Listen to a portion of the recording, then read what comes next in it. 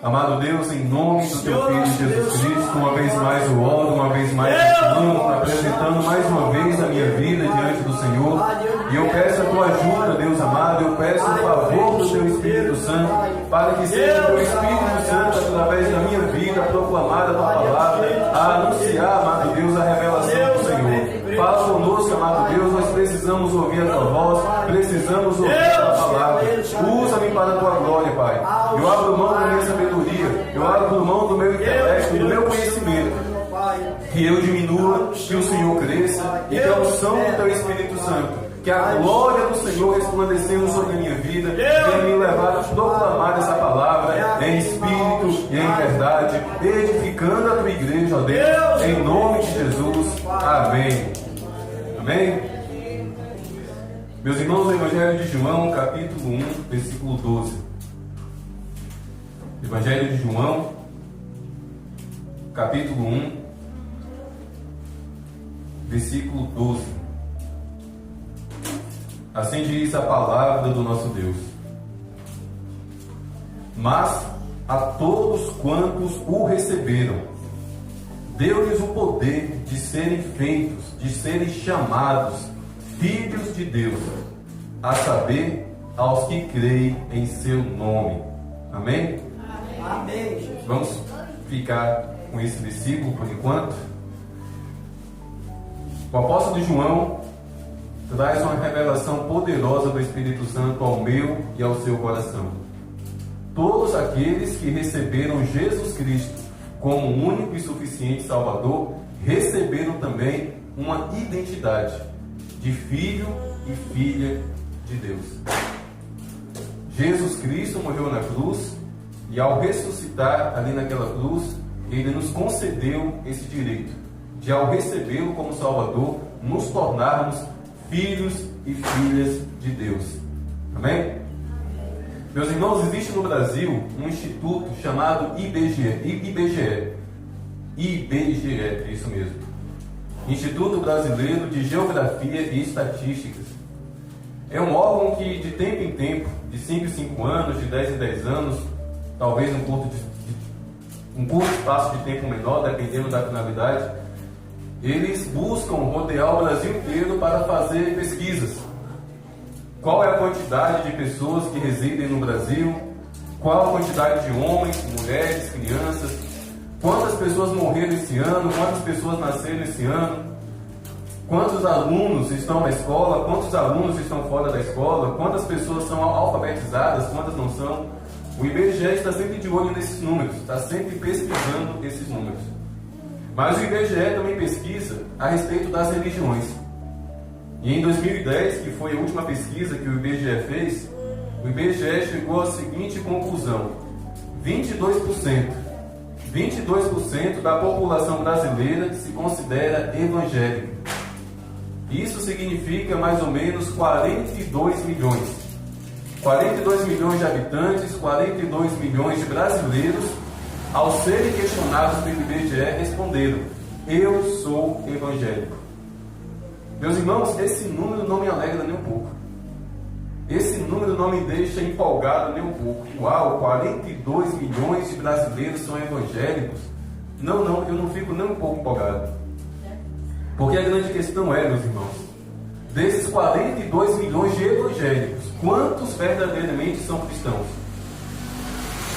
Desses 42 milhões de evangélicos, quantos de fato receberam Jesus como Salvador e estão sendo guiados pelo Espírito Santo a viver uma vida à luz da palavra de Deus? A palavra evangélico significa literalmente aquele que é simpatizante à religião evangélica. Simplesmente isso. Evangélico significa isso. Aquela pessoa que é simpatizante, tem simpatia pela religião que o IBGE chama de evangélico. Mas Jesus não morreu na cruz para chamar simpatizantes. Jesus não morreu na cruz para levantar um grupo de pessoas para ficar marchando para Ele nas ruas.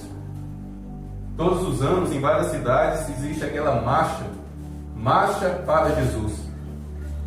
Jesus não quer que ninguém marche para Ele, com todo respeito a essa marcha, aos seus organizadores. Jesus quer que a gente o siga. Jesus quer que a gente tome a nossa cruz e o siga. Marchar para Jesus na rua, seguindo um trio elétrico, com pastores se revezando em cima daquele trio, é muito fácil.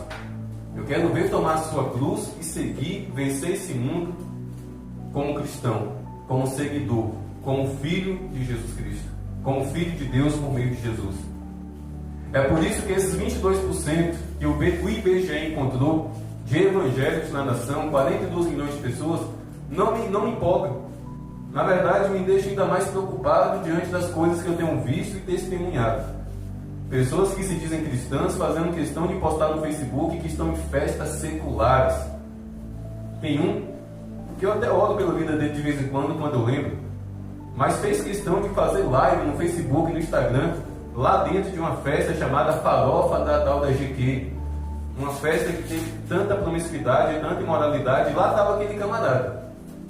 Lá estava aquele camarada que se diz cristão, que no seu Facebook, que no seu Instagram fica dando ali suas mensagens, seus cultos ensinamentos, compartilhando algo a respeito da palavra de Deus. Mas, em contrapartida, lá estava ele. Ah, pastor, mas ele estava lá para evangelizar. Mas será que evangelizou? Será que durante 30 minutos, será que ele levantou o dedo e falou: ô dona GQ, tem como parar tudo aí agora, tem como parar essa farofa, tem como parar essa bebedeira, tem como parar essa promiscuidade, mulher com mulher, homem com homem, porque foi o que aconteceu ali. Será que tem como parar tudo aí, porque eu vou abrir a Bíblia e vou pregar? Tem como? Eu duvido. Eu duvido porque ele estava no terreno do inimigo. Ah, pastor, mas a Bíblia diz: ide por todo mundo e pregar o Evangelho. Sim, mas ide na direção do Espírito Santo. Meus irmãos, não é porque nós somos cristãos que nós podemos entrar em tudo e qualquer lugar, não. É o Espírito Santo que tem que nos guiar, é o Espírito Santo que tem que nos dirigir. Porém, eu entendo que esse rapaz é um evangélico, porque evangélico não é guiado pelo Espírito Santo. Com todo respeito aos evangélicos, com todo respeito aos evangélicos e evangélicas que tem no Brasil, eu preciso dizer isso: falta uma coisa.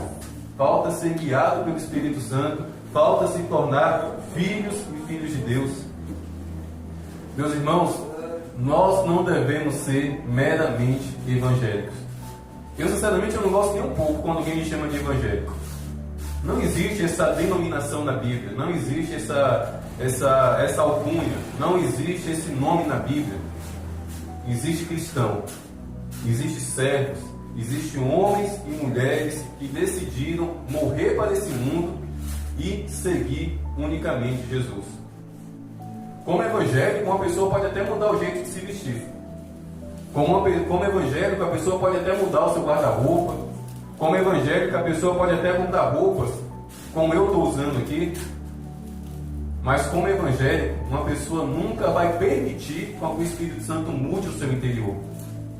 A pessoa pode até mudar o exterior sendo evangélico, mas o interior só se tornando cristão, somente se tornando filho de Deus. Como evangélico, você pode até começar a gostar de música gospel. Você pode até encher o seu celular de hinos, de louvores. Mas como evangélico, você nunca vai adorar a Deus em espírito e em verdade, porque só o Espírito Santo pode nos fazer adorar em espírito e em verdade. E o Espírito Santo não está no coração dos evangélicos. Com todo respeito aos evangélicos, o Espírito Santo veio para estar no coração daquele homem e daquela mulher que se tornou um cristão, que se tornou filho e filha de Deus.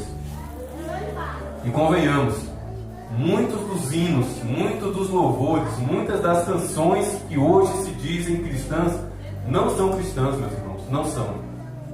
Tem um hino muito conhecido que eu nunca gostei.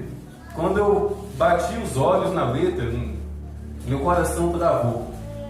Porque o refrão dessa música diz o seguinte, 3 vezes: só quero ver você, só quero ver você, só quero ver você.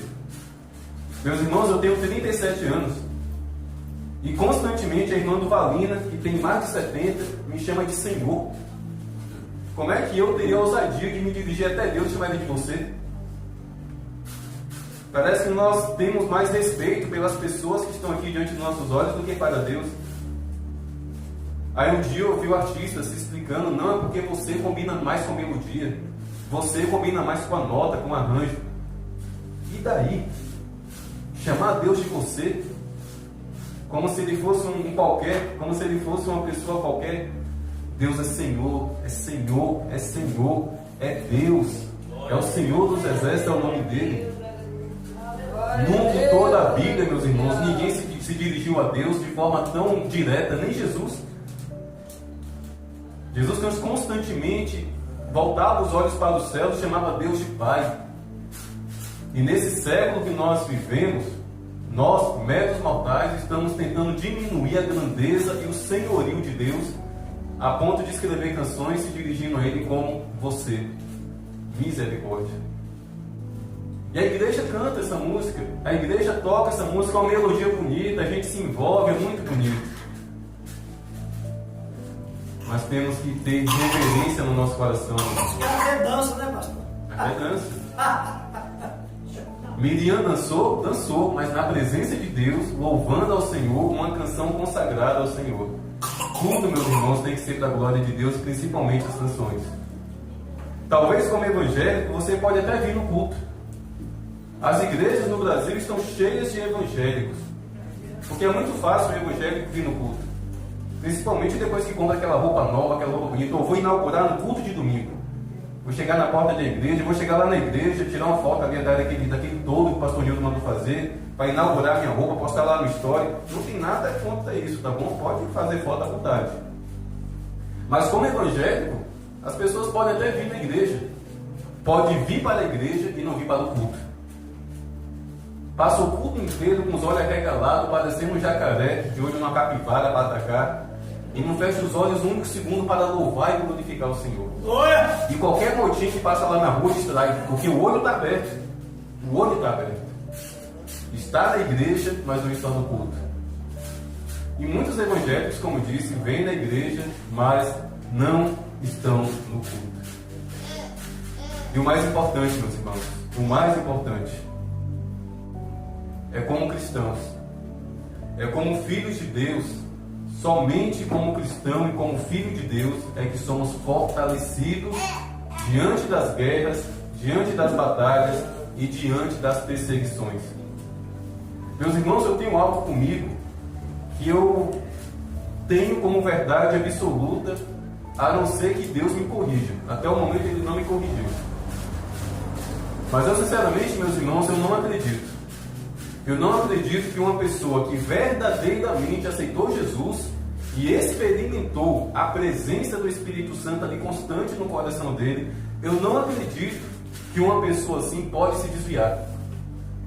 Eu acredito que uma pessoa pode se esfriar, pode ficar abatida, pode ficar triste, pode ficar desanimada. A igreja vai lá, socorre, faz uma campanha, estende a mão, liga, entre em contato. Amanhã à noite mesmo vou na casa de alguns que não estão aqui, porque é o meu papel, o papel da igreja. De repente estão fracos, desanimados. Eu acredito nisso. Que uma pessoa que verdadeiramente aceitou Jesus e tem o Espírito Santo habitando dentro dela, pode até passar por tudo isso. Agora, se desviar, meus irmãos, eu tenho muita dificuldade para acreditar. A não ser que Deus venha e me corrija, mas eu acredito que é impossível. É impossível. Esse ano eu completo 14 anos na presença de Deus. Sou um adolescente ainda aprendendo muita coisa. Mas, meus irmãos, nesses 14 anos, já passei por muito momento de frieza, de desânimo, sabe? De estar fraco espiritualmente, mas nunca desviado. Aleluia! Porque a Bíblia fala que o Espírito Santo, meus irmãos, é como um selo que nos sela em Cristo Jesus. O Espírito Santo é um selo que nos marca e que nos coloca como propriedade de Jesus Cristo. E por mais que estejamos desanimados, fracos e até mesmo frios, fica uma brasinha lá no coração. Por outro lado, eu acredito que muito facilmente evangélicos se afastam e se desviam da presença do Senhor. Dê uma olhada. Voltando para casa, se vocês passarem por essas ruas, há um grande risco de vocês encontrarem algum evangélico tomando quentão, tomando uma cerveja, dançando forró por essas ruas onde está tendo um tal do arraiá. São evangélicos. São evangélicos. Porque filho e filha de Deus, cheio do Espírito Santo, sabe onde é o seu lugar. É na presença de Deus, é na casa do Pai. Mas evangélico, meu irmão, tem esse pequeno problema. quem somente é evangélico, quem somente decidiu viver uma vida sendo evangélico, jamais vai ser fortalecido pelo poder do Espírito Santo. Por mais que a igreja vá até sua casa, por mais que irmãos cheios da compaixão do Senhor visite aquela pessoa, por ele ter decidido ser um evangélico, não vai querer ajuda. Agora veja que interessante. Durante muitos anos, durante alguns meses na verdade, os seguidores de Jesus não eram chamados de cristãos. Até porque eles eram vistos como hereges, como rebeldes. Jesus chegou de repente e pregou uma novidade. Era o judaísmo que estava imperando. Vem Jesus e prega que Ele é o Filho de Deus e que ninguém vai ao Pai senão por Ele. Então aquilo pegou todo mundo de surpresa. É um herege, é um falso profeta. E até hoje lá em Israel, todos os judeus de nascimento acreditam que Jesus foi um falso profeta. Mas durante muito tempo, além de Israel e na Judéia, os seguidores de Jesus não eram conhecidos como cristãos. Mas em Atos capítulo 11, do versículo 19 até o versículo 21 e também o versículo 26, Atos capítulo 11, 19, do 19 até o 21 e depois o versículo 26, nesse texto aqui nos revela quando os seguidores de Jesus passaram a ser chamados de cristãos. E olhe só o contexto, olha só em qual situação eles começaram a ser chamados de cristãos. Os que foram dispersos a partir da perseguição que começou com a morte de Estevão, aconteceu o quê? Eles foram dispersos. Eles estavam em Jerusalém, mas Estevão foi preso, foi apedrejado e morto, e se levantou ali uma grande perseguição, com o apóstolo Paulo inclusive à frente, quando ainda não era apóstolo. Então surgiu uma grande guerra contra a igreja de Jesus Cristo, e eles começaram a ter que se esconder, começaram a ter que fugir. Mas enquanto fugiam, pregando o Evangelho, anunciando o Evangelho. Os que foram dispersos a partir da perseguição que começou com a morte de Estevão, se espalharam até a Fenícia, Chipre e Antioquia, não anunciando a palavra a ninguém que não fosse judeu. Ou seja, eles fugiram pregando o Evangelho somente para os judeus, esses que estavam em Jerusalém. Porém, alguns deles, que eram de Chipre e de Cirene e que foram até Antioquia, falaram também do Evangelho aos gregos, aqueles que não conheciam Jesus, anunciando-lhes o Evangelho do Senhor. A mão do Senhor estava com eles, e muitos crendo se converteram. Durante uma grande perseguição, aqueles homens e aquelas mulheres, ao invés de se calarem, ao invés de ficarem com medo, ao invés de se esconderem, fugiram, mas fugiram pregando o Evangelho.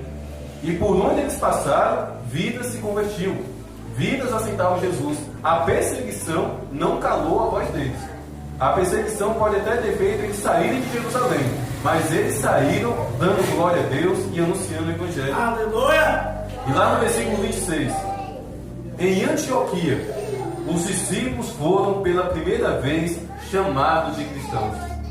Foi somente ali no capítulo 11, dentro desse cenário de perseguição, dentro desse cenário de morte. Estevão foi apedrejado até a morte. Foi naquela situação, foi naquele cenário que os nossos irmãos na fé, há 2000 anos atrás, foram chamados de cristãos. E o que eu acho interessante é que não foram eles que disseram, eu sou cristão, nós somos cristãos, foram as pessoas. As pessoas olharam para aquele povo que estava sendo perseguido, que estava sendo cuspido, que estava sendo humilhado, e se escandalizavam com a fé, porque mesmo sendo perseguido, continuavam pregando Jesus Cristo. E foi ali, dentro desse cenário de perseguição e de morte, que os nossos primeiros irmãos foram chamados de cristãos. Meus irmãos, é na perseguição e é na luta que a gente precisa provar, principalmente para o diabo, que nós somos cristãos. É justamente na guerra, na doença, na aflição, comendo ovo de domingo a domingo, passando uma aflição dentro de nossa casa. É justamente nesses momentos que nós temos que revelar e viver a nossa verdadeira identidade de evangélico, misericórdia, não, de cristão, de filho de Deus. Aquele povo, ao olhar para os nossos primeiros irmãos, eles não disseram, olha o grupo de evangélico, não, é um grupo de cristão. Como o mundo tem nos enxergado, meus irmãos, como evangélicos, só por causa da nossa roupa, só por causa da Bíblia na mão, Só por causa de uma camisa com algum versículo bíblico? Ou será que está nos enxergando como cristãos, por sermos fortes, por sermos inabaláveis em Cristo Jesus, diante das lutas e das adversidades? Ontem a irmã Maria, ela mostrou que é uma cristã, porque essa mulher passa luta, essa mulher passa guerra, essa mulher passa grande labuta, e não é de hoje, mas ontem ela subiu o monte. Ontem ela subiu o monte ali conosco, e nós oramos, nós clamamos. Ah, pastor, então só é cristão quem sobe o monte? Não, não é disso que eu estou falando. Eu estou falando de permanecer firme em oração, de dar passos, buscando a presença do Senhor, mesmo que necessário for subir ao monte. Isso é ser cristão, meus irmãos. Isso é ser cristão.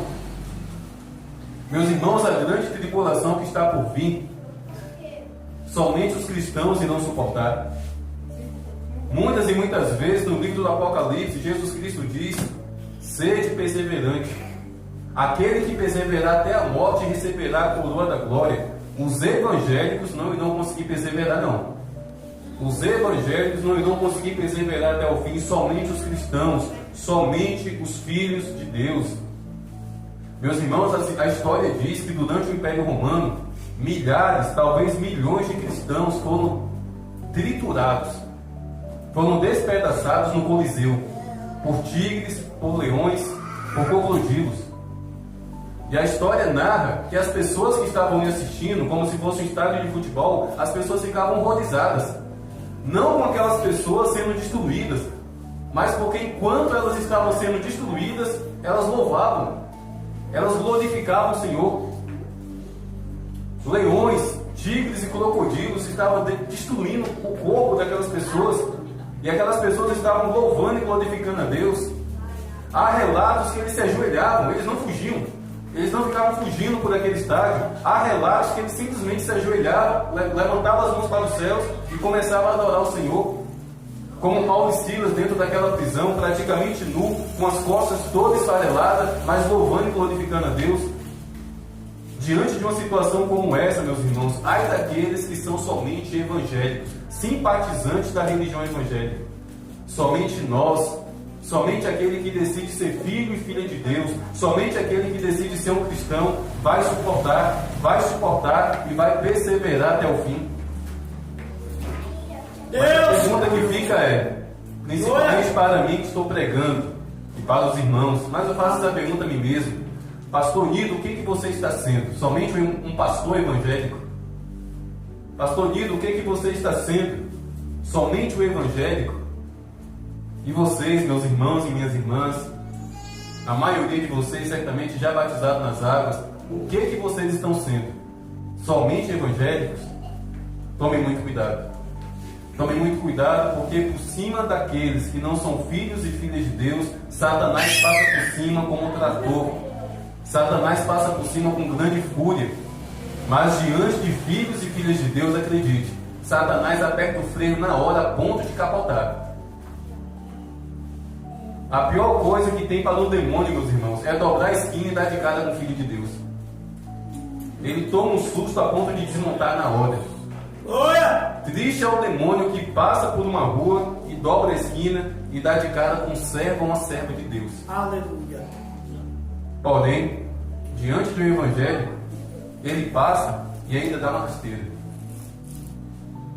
Eu nunca me esqueço que um dia, eu já relatei isso aqui para os irmãos, estava numa casa muito atribulada, praticamente todos os dias eu ia lá naquela casa, e houve uma manifestação de demônio, e esse demônio me ameaçou: quando você passar pela esquina, eu vou te quebrar todo. Ao final daquele culto, eu passei pelaquela esquina, e até hoje ele não me quebrou. Porque demônio não quebra filho de Deus. Demônio não passa rasteira em filho de Deus. Satanás não passa rasteira e não derruba quem de fato é cheio do Espírito Santo por ser filho de Deus.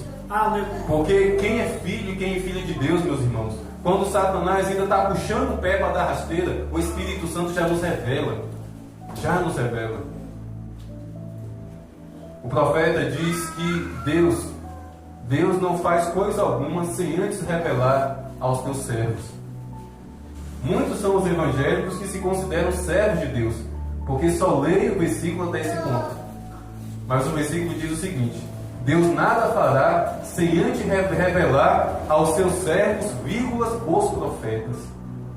Somente filhos e filhas de Deus, cheios do Espírito Santo, são não somente servos como profetas. E muitos são servos, mas poucos são os profetas. Porque somente profetas, meus irmãos, são filhos de Deus. Ah, pastor, mas o Senhor está sendo muito duro. O Senhor está fazendo uma divisão. O Brasil já está tão dividido politicamente. Agora o Senhor quer criar uma divisão espiritual. É a palavra de Deus que está dizendo isso. Graças a Deus. Diante do trono do juízo de Deus, meus irmãos, haverá uma divisão. Os bodes à esquerda e as ovelhas à direita. Não tem para onde corrermos, haverá divisão. O próprio Deus faz separação entre quem? Entre os que servem e os que não servem.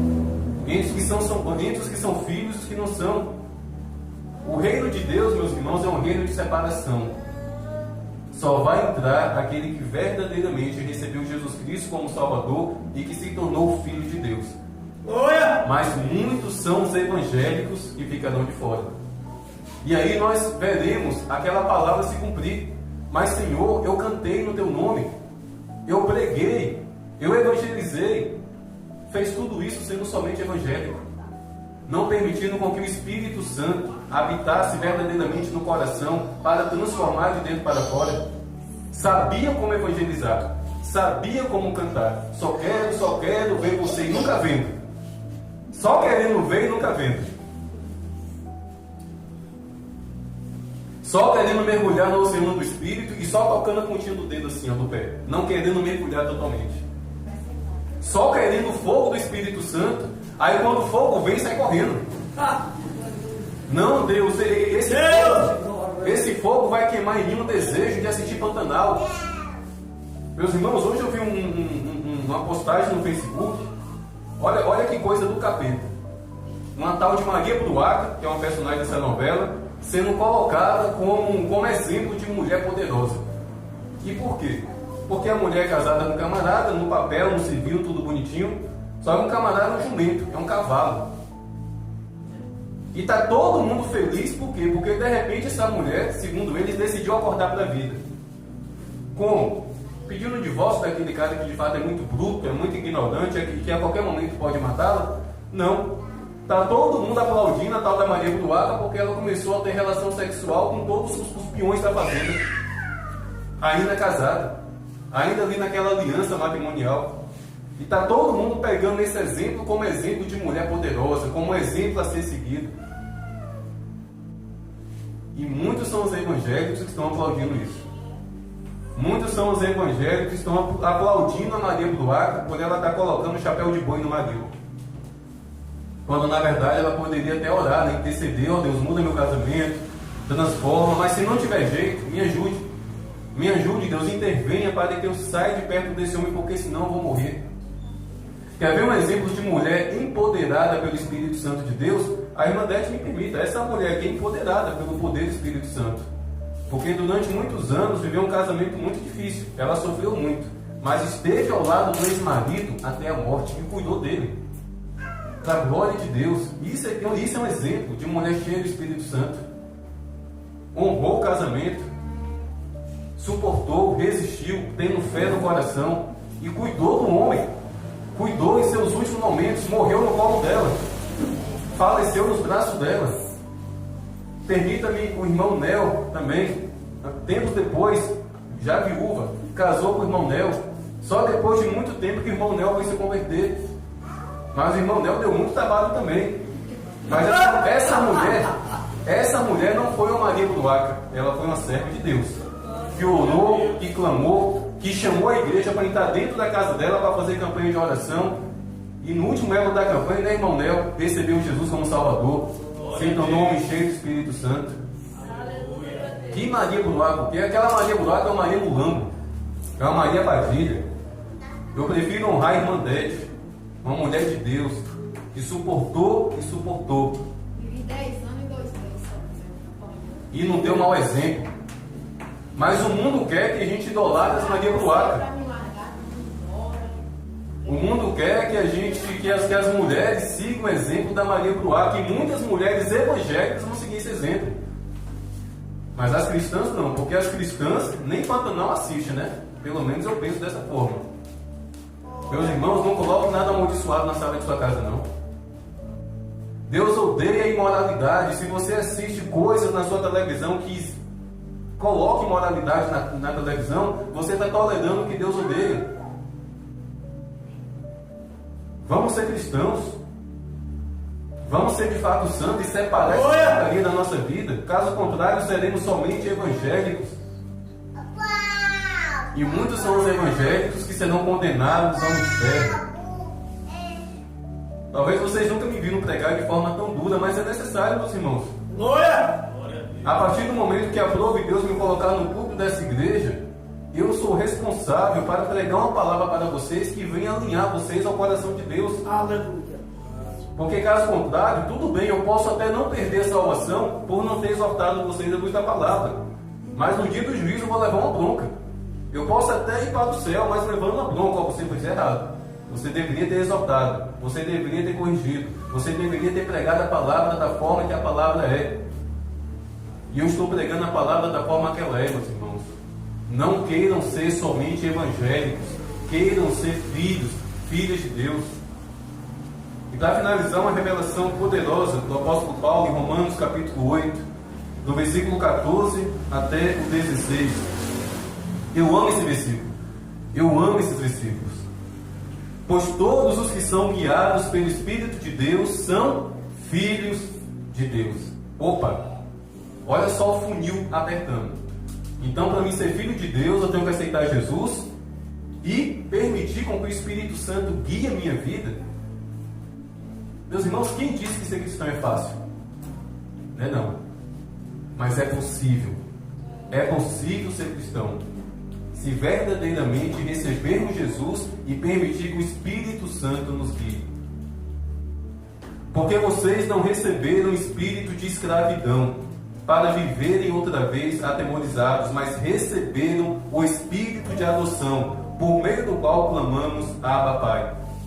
O próprio Espírito Santo confirma em nosso espírito que somos filhos de Deus. Aleluia! Glória! Meus irmãos, o Espírito Santo não confirma em nosso espírito que nós somos evangélicos, que nós somos simpatizantes de uma religião evangélica. O Espírito Santo não confirma no nosso espírito que nós somos membros de uma igreja. O Espírito Santo confirma no nosso espírito que nós somos filhos de Deus. E como Satanás tem medo disso, meus irmãos? Como Satanás tem medo de um dia vivermos verdadeiramente quem somos, filhos de Deus, filhas de Deus. Há uns 10 anos atrás, eu estava em um período de jejum no sítio de uma igreja chamada Betel, lá em Eunápolis. Durante as minhas férias, eu ia para passar um período de 48 horas de jejum. E em um desses períodos que ali eu vivi, eu tive um sonho. Eu estava dormindo, foi um sonho, não foi uma visão acordada, foi um sonho. E nesse sonho eu estava preparando. Eu de jejum, sonhando que estava comendo. Olha só como é as coisas. Naquele período de jejum, tirando um cochilo à noite, eu sonhei que eu estava sentado lá no sítio, almoçando. Quando de repente eu vejo surgir um feiticeiro muito conhecido lá em Eunápolis. Não vou citar o nome dele, porque eu estou gravando aqui essa palavra, vou estar compartilhando. Mas ele é muito conhecido lá em Eunápolis. E ele surgia todo de branco, sapato branco, calça branca, camisa branca, chapéu branco, parecendo aquela estátua do Zé Pilintra, todo de branco. E ele estava com as correntes de ouro assim, sabe?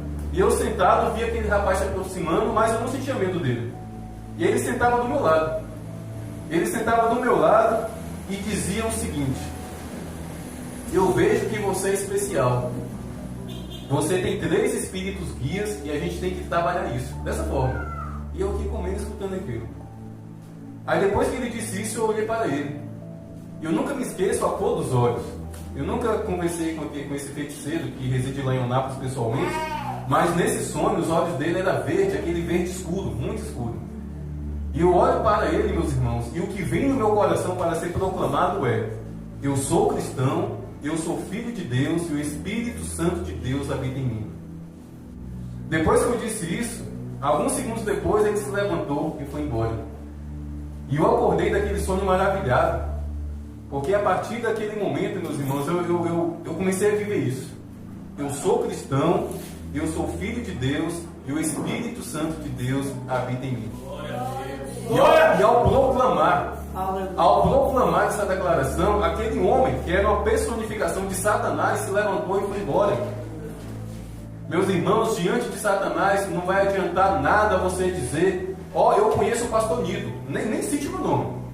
Se um dia Satanás aparecer na frente de vocês, nem diga para ele que eu conheço vocês, que eu não vou poder fazer nada por vocês. Somente Jesus pode fazer, meus irmãos. Diante de Satanás, que vocês sejam cristãos. Diante de Satanás, que vocês de fato sejam filhos de Deus. Diante de Satanás, que vocês de fato sejam cheios e cheias do Espírito Santo. Porque nada Satanás pode contra os filhos de Deus. Muitas pessoas não entendem aquele versículo, de que nos últimos dias os falsos profetas operarão sinais que irão enganar até mesmo os escolhidos. Muitas pessoas acreditam porque não leram atentamente esse versículo. O versículo diz o seguinte: que eles irão operar sinais e maravilhas para que, se possível, enganar os escolhidos. Jesus não está dizendo que os escolhidos serão enganados. Os escolhidos, meus irmãos, filhos e filhas de Deus, verdadeiramente servos do Senhor Jesus, que receberam Jesus como Salvador, não serão enganados. Serão tentados, serão até mesmo seduzidos para serem enganados, mas a nossa identidade de filho e filha, de cristãos, vai nos proteger, vai nos guardar das seduções do maligno. Mas a pergunta é: estamos sendo filhos? Estamos sendo filhos de Deus? Estamos sendo cristãos? Ou somente evangélicos? Que sejamos cristãos, meus irmãos. Que sejamos filhos e filhas de Deus. E hoje, culto de Santa Ceia se enquadra perfeitamente nessa pregação. Porque eu sempre gosto de dizer isso. Quem não pode participar da Santa Ceia? Primeiro, o diabo. Quem pode dar glória a Deus? Glória a Deus! O diabo não pode participar da Santa Ceia. Coitado dele, não sabe o que está perdendo. Derrotado, humilhado. O diabo não pode participar da Santa Ceia, meus irmãos. Porém, a Santa Ceia não é para qualquer um. E quando eu falo qualquer um, não é desmerecendo nenhum ser humano. Entenda o critério e a aplicação espiritual. A Santa Ceia é para os filhos. Porque somente os filhos podem se assentar na mesa. Somente os filhos. Em uma casa onde o dono daquela casa tem muitos filhos e muitos empregados, na hora do almoço, os empregados sentam na mesa? Não sentam. Somente os filhos. Muitos querem ser empregados de Deus, mas muitos não querem ser filhos de Deus. Muitos querem servir a Deus, mas muitos também não querem ser profetas de Deus. Muitos querem ser filhos de Deus, mas na hora que é para Deus ser pai delas, ela não quer. Porque Deus corrige, Deus exorta, Deus chama atenção. Muitos querem ser filhos de Deus só na hora do bem bom. Deus vai me prosperar, Deus vai me abençoar, Deus vai me conseguir um esposo, uma esposa. E Deus pode sim abrir portas para tudo isso. Mas na hora que Deus engrossa a voz, e acredite, Deus tem uma voz grossa, como o som de muitas águas. Nessa hora ninguém quer ser filho de Deus. Ah não, Deus, eu sou só um evangélico, tá bom? Eu sou só simpatizante. Não pega pesado comigo não. Eu sou apenas um simpatizante do Evangelho. Vamos ser filhos e suportar com muito amor no nosso coração as repreensões e as exortações que o Senhor tem para mim e para você. E vai por mim. Na maioria das vezes, Deus ele está mais nos exortando do que nos abençoando. Porque eu não sei quanto a vocês, mas eu preciso de mais exortação do que bênção. A graça dele é o que me basta. Eu preciso ser exortado. Eu preciso ser corrigido. Eu preciso ser sacudido para que a poeira, para que a sujeira saia e eu me torne verdadeiramente filho de Deus, um cristão, vivendo à luz da palavra.